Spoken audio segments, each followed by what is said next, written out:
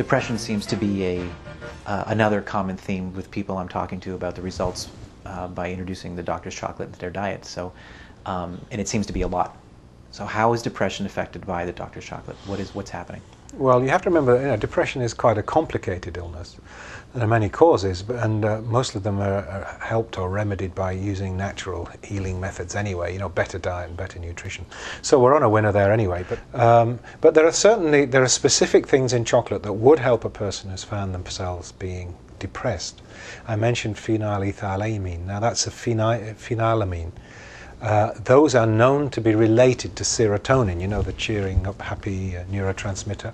There are quite a few compounds, molecules, even the ecstasy molecule, the drug. I mean, I don't approve of the drug, right. But there's a whole bunch of substances like that are quite similar chemically, an extra oxygen here, a nitrogen here, or a methyl here, and so on.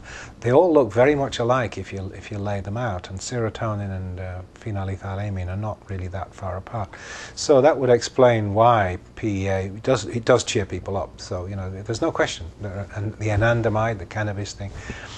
Depression is a summation of many things, but basically unpleasant messages.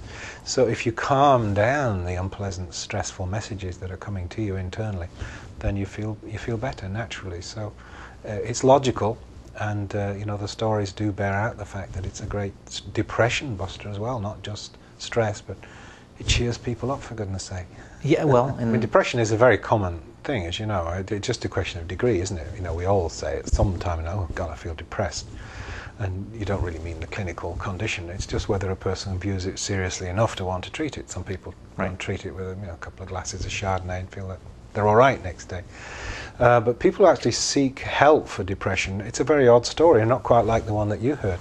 I know, for example, because I wrote a paper on it recently for a journal, that 50% of people who go, or more than 50% of people who need medical help, they need clinical help, never get diagnosed as depression anyway. So they're not even diagnosed properly.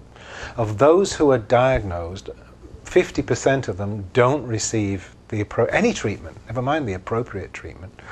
Of those that receive the appropriate treatment, only 25% have enough of the drug substance or take it for long enough to have any effect.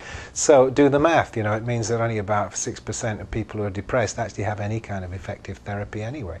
Most people don't even know that they're suffering depression, and if they do, their doctor doesn't know. They end up in the wrong things for the wrong reasons. It's a mess. It's a sad story, depression.